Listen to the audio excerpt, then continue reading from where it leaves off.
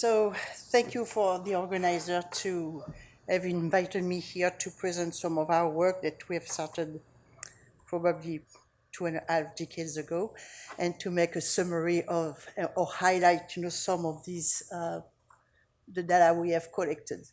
So I have been interested in looking at the development of the medial temporal for a long time, but something that struck me during my reading of the literature at the time was that in rodents, it seems that the hippocampus develop quite late during postnatal development.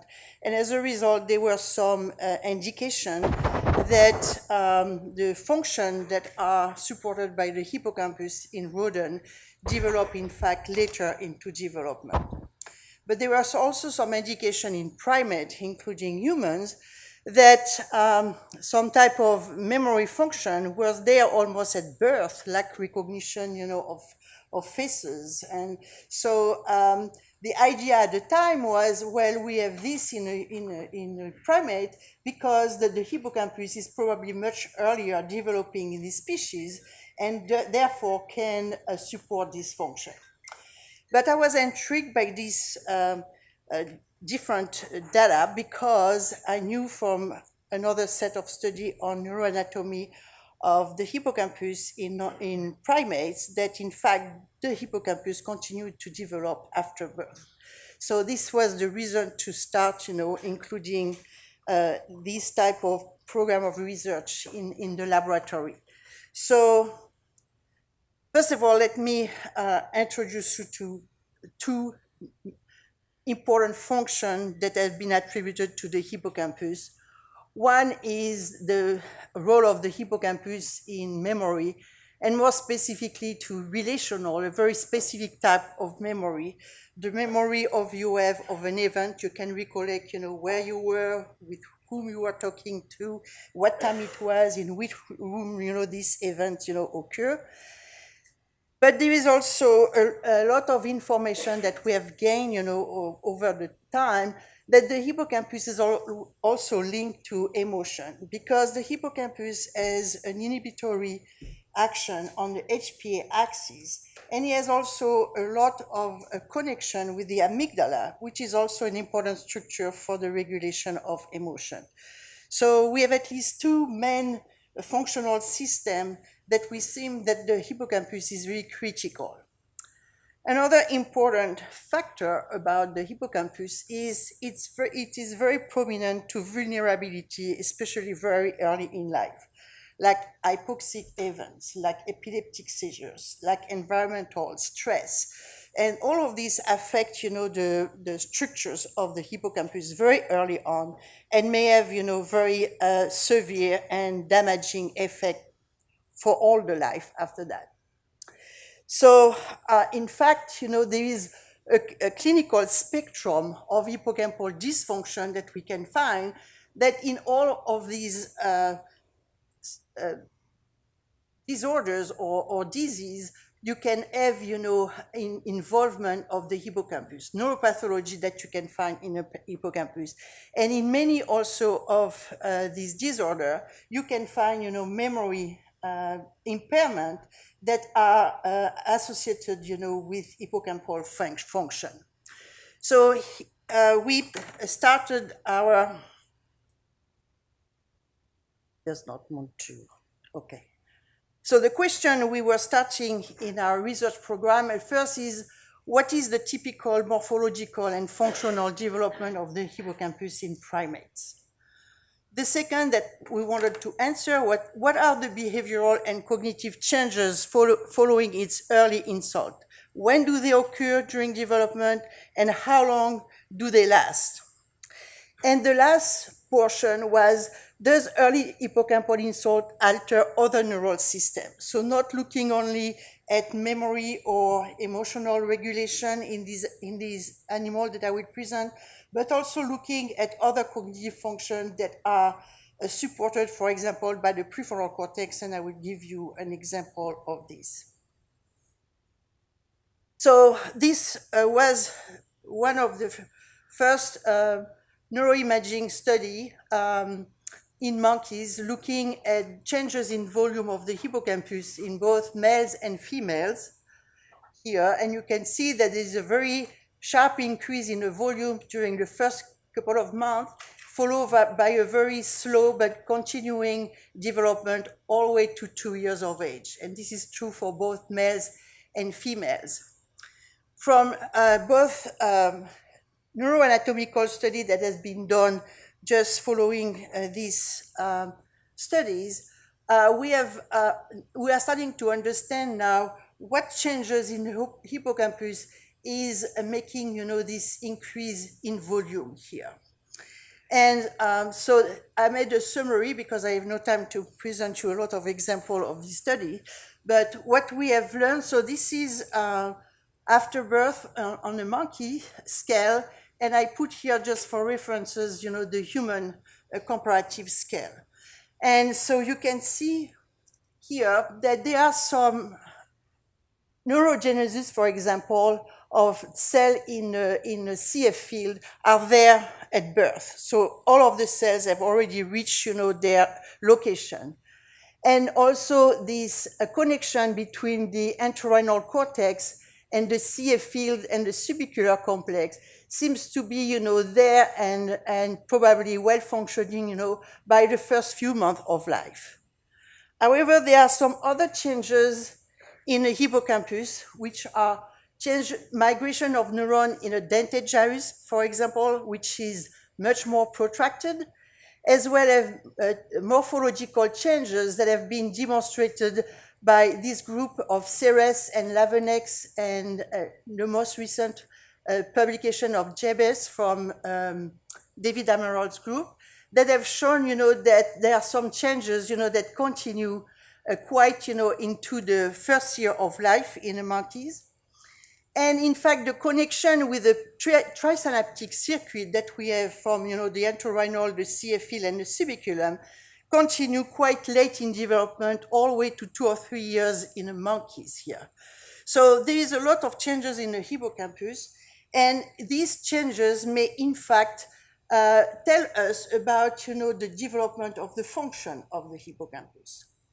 So so the question we have, are all memory processes that we know from adults are associated with hippocampal function, are they present during infancy, or when do they emerge during infancy? So this is the next question that I asked, and to do that, I had to develop some new tasks so that I could give these tasks to the adult monkeys and to the infant monkeys that are quite, they are proficient, but at 1 month old, you cannot do too much, with the baby monkeys. So these are just visual tasks where the monkey is just looking at the screen, and we present, for example, a picture here of an object that he is going to be familiarized for a certain amount of time. And after a delay that can go over a small delay to longer delay, you can test, you can see, what is the attention of the baby monkey on these two pictures here. And primates and rodents and many species have a tendency to look at novelty. So they are going to spend more time looking at this one, for example, most likely because they remember having seen this first picture there. So we first, to be able to show whether this task was hippocampal dependent, we had to go to the adult and tested animal, control animal and adult animal with hippocampal lesion. And here what we have the results. So there are two important findings in the adults. This is person looking at novel across the delay. And you can see that in the control, you can see a delay dependent pattern where they start very high, but then their preference for novelty decline as the delay increase. And this has been shown with other recognition tasks, in the monkeys and in the primate. If you look at the animal with the ibotenic acid lesion, these are all neurotoxic lesions of the hippocampus. They are doing fine when the delay are short, but then when the delay are extended past 30 seconds here, you can see that their recognition memory is falling apart and they are at chance.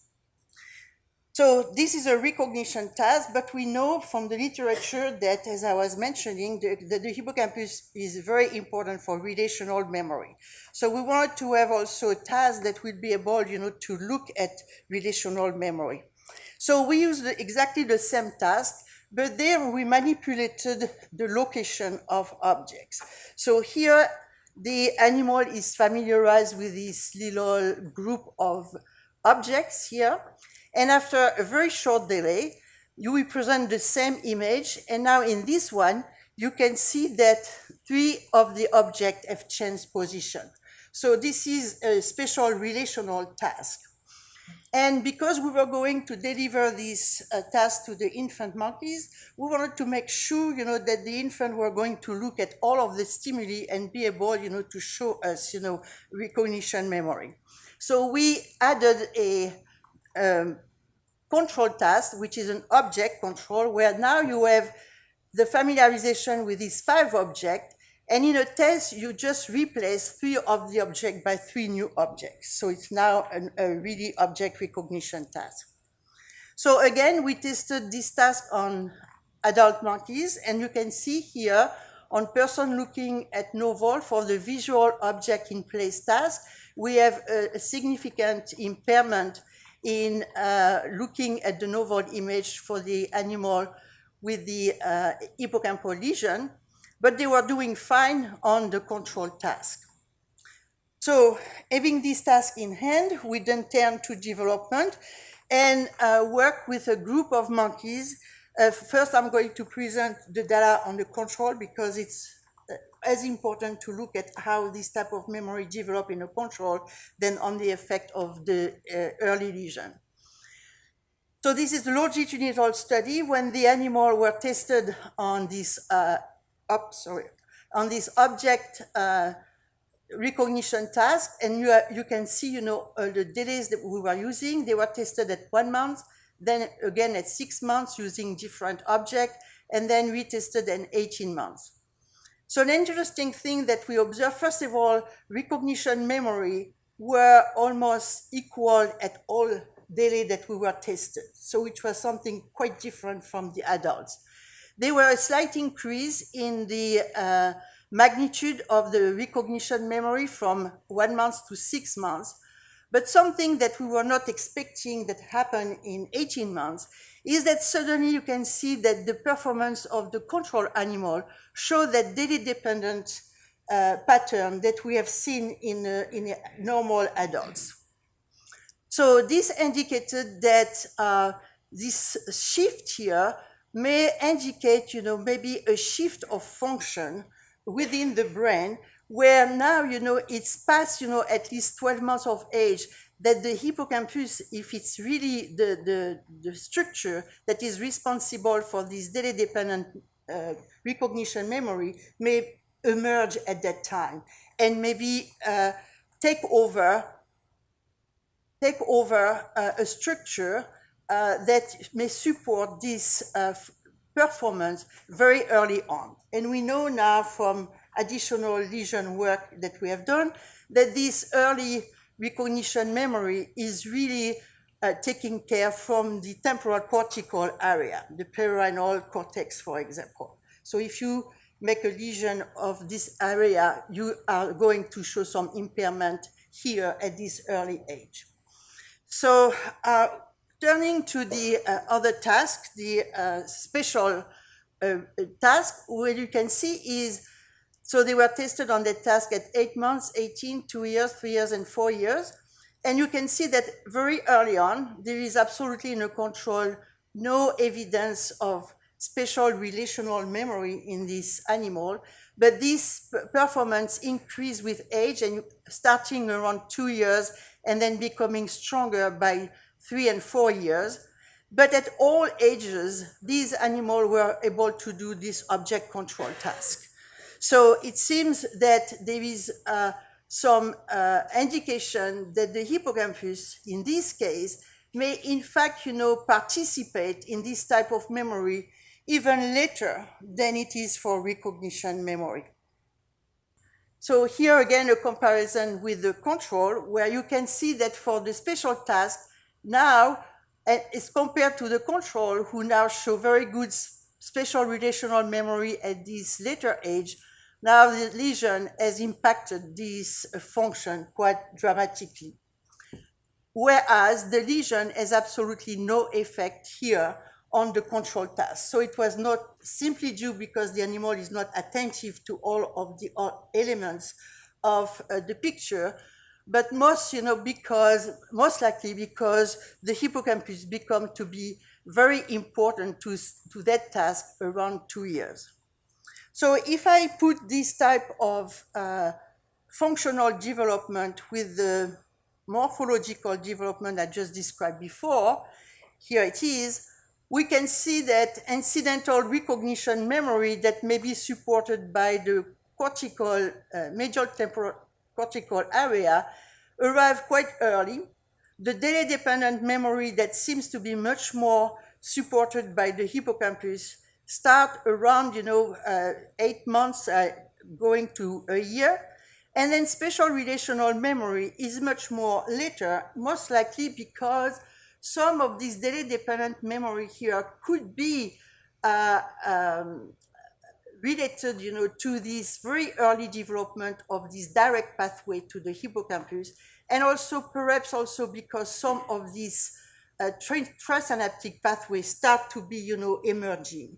But you need really a very well-organized transynaptic pathway, and most likely between this pathway and its relationship with the prefrontal cortex, which is developing much later, that allow, this type of memory function to emerge much more later during development. So if we, now that we have this animal with this early lesion, we can ask additional, at least to try to answer additional questions that could be pertinent, for clinical syndrome.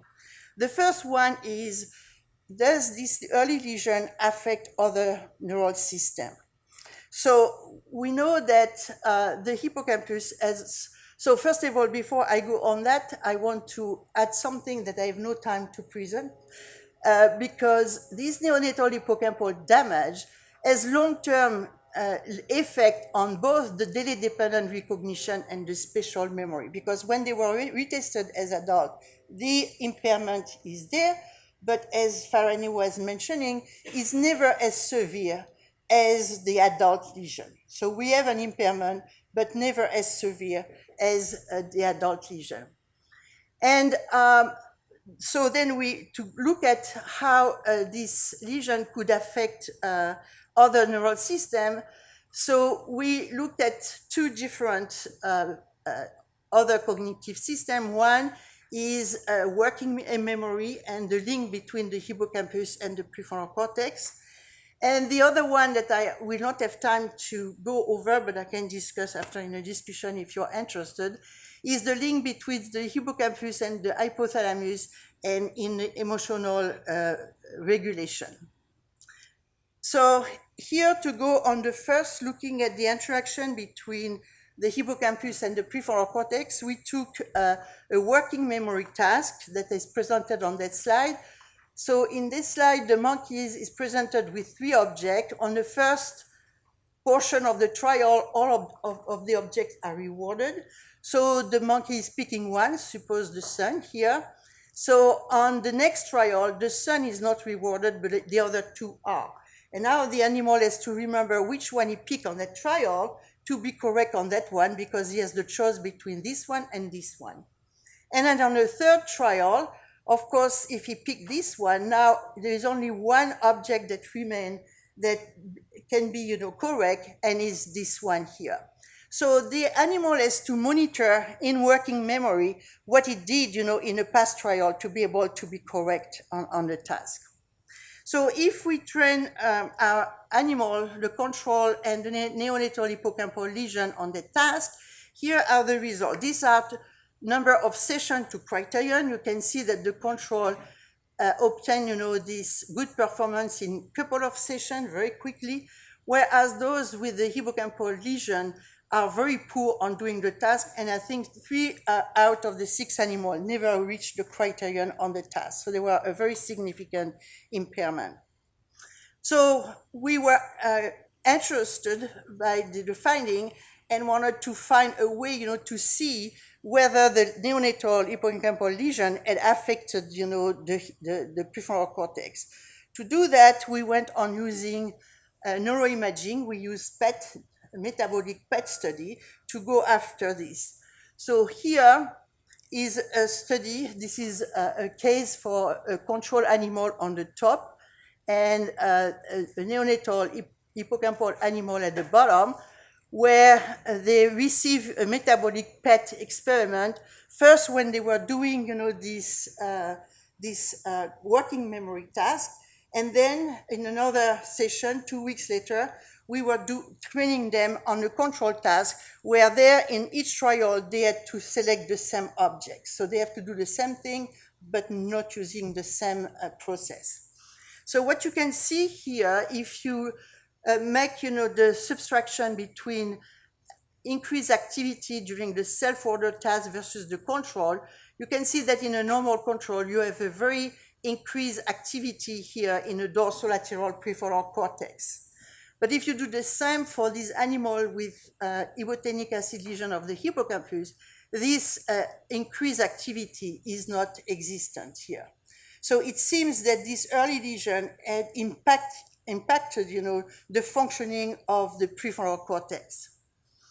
We have another study using neuroimaging. This time we use a resting state fMRI on these animals when they are anesthetized in a scanner, in which we have shown that, so we put the seed here into the dorsolateral prefrontal cortex, and we look, all the functional interaction of this area with many different other areas highlighted here.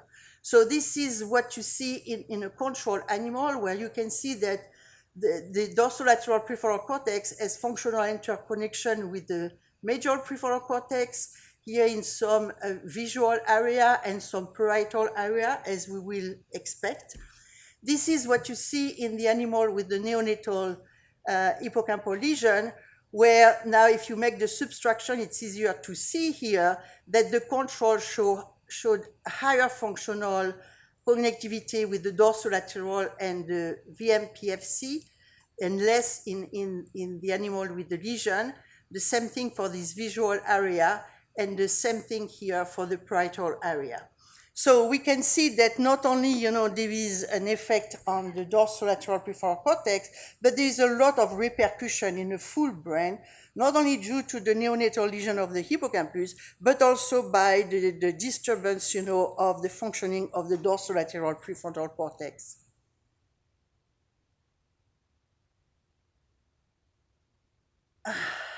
Okay. Oh, yes. I was not sure what I put here. I could have placed so many different things. So what I wanted to say also, and this is linked, what Farahany just mentioned, is that these early lesions do not impact all systems. So in fact, they do not impact decision making. They do not impact behavioral inhibition. So everything that is dealing, with the ventromedial prefrontal cortex are not impacted. But something very interesting that we discovered, we were not looking for it, but the data came out about, is that for other systems, and this is mostly here, the system that link amygdala and orbitofrontal network on this task, which is an object reversal task, when the animal has to switch strategy when the reward contingency change. And in this task, you can see that the animal with the neonatal lesion are fantastic. They learn that in no time as compared to the control. And this is the same if you give them a task that is more related to temporal striatal network. This is a habit or procedural task when they have to learn 60 discrimination problems together. And you can see again that there is a real facilitation, of the animal on that task. So just to give you a flavor of how many different things you can, point, in this animal that sometimes, you can have a deficit which is like on the recognition memory that are similar to the adult, less intense or severe. There are some others that are completely spared, and there are others that are facilitated. So the symptom, of this early lesion are really multiple, and you really have to target different systems to be able to get this out. Okay, so here a summary here that I've said. So we have learned that the selective neonatal hippocampal damage impacted the dorsolateral prefrontal functioning, facilitated procedural learning. So something that I've not described, but it also increased anxious lag behavior in the monkeys. And here is something very interesting because this increase in anxious lag behavior was expected given, the inhibitory action of the hippocampus onto the HPA axis. What was not expected, you will have expected then the HPA axis will have, increased cortisol level secretion. But in fact, we found an hyposecretion. So they have low cortisol level and high anxiety level, which is something very bizarre that we are interested to digging a little bit more and looking, what happened in this HPA axis and at which level the changes has occurred. So we have a hint because we have looked at CRF receptors that seems to be impacted by the lesion and impacted quite differently from the adults. So we may have, we will likely, do additional study to look at this. And as I was mentioning, these lesions also spare other neural systems. So what are these data how they could be associated, with some clinical dysfunction of the hippocampus in humans? So first of all, it is interesting to notice that the development of the memory function that is observed by the hippocampus seems to show similar pattern of development in the human. So here is a comparison where you can see that for recognition tasks that are developing a little bit more early, 1 month to 1 year in the monkeys, that are present also in human on 1 month and 2 years of life. For relational tasks, now it's quite different, where you can see that they emerge later in the monkeys, and they also emerge much later in the human. So it seems that this, and we have now some volumetric study of the human hippocampus that seems to suggest that this is also occurring. Of course, we don't know the cytoarchitectonic, but we know that the volume of the hippocampus also changed during this time frame. The second thing that I want to compare are one with the wonderful work of Faraday that have characterized the effect of perinatal hypoxic effect, in human and their impact on the hippocampus. And the second, I am going to also try to associate some of the changes we have seen in the animal with hippocampal lesion that seems, to are reminiscent to some of the impairment that we see in schizophrenia. So first so this is a summary of the findings. So this, what I have described in a monkey, when we know that delay-dependent recognition is impacted around 12 months of age, and spatial memory around 2 or 3 years of age. We don't know about working memory exactly when the impact occurred because these animals were tested only in infancy. And we also have started to have preliminary evidence of cytoarchitectonic changes in the dorsolateral prefrontal cortex in this animal.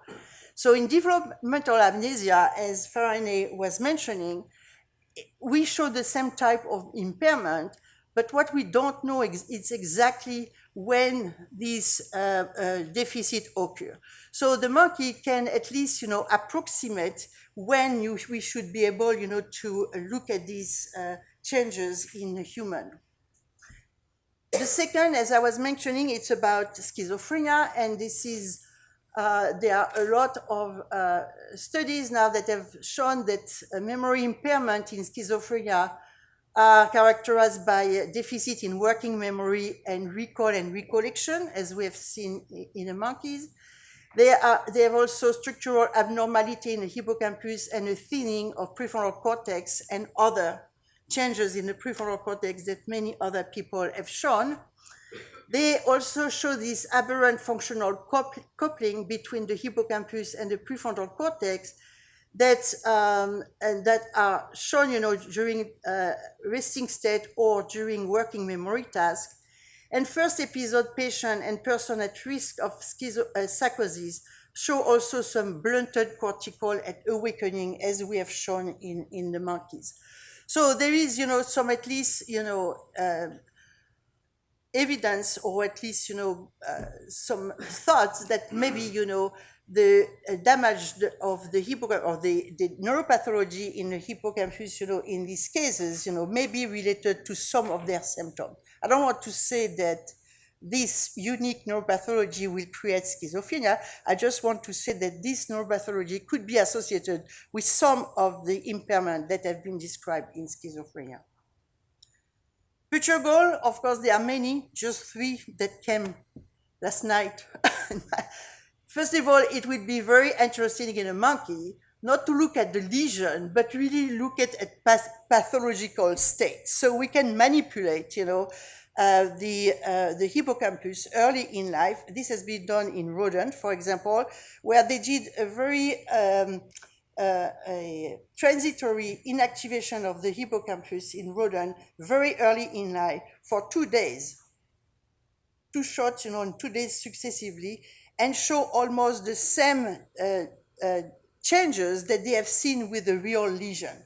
So you don't need to have a hole there in the brain to get, some of this impairment. So I think it would be very interesting to go after that.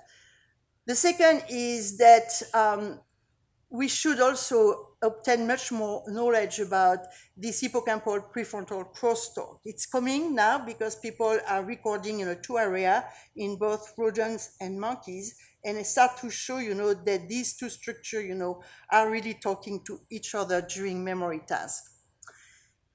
And when making cross-species comparison, and I think many people have done that, have indicated that in a previous talk, is that the behavioral and cognitive tasks that we use in different species need to be similar and very much, linked, to the animal world, and not, trying to put, some like a rodents, on the treadmills or doing, pressing, as you were saying. It's not something that rodents are doing, naturally. So you may not have, the same effect that you will have, or the same changes that you will have, if you put the animal in a most naturalistic environment. And with that, I would like to finish to thank all of our monkeys, to thank all the people in my lab, students, postdoc that have gone through the year, the imaging facility who has helped me with all of the neuroimaging, and all of the funding agency. And thank you for your patience. Thank you.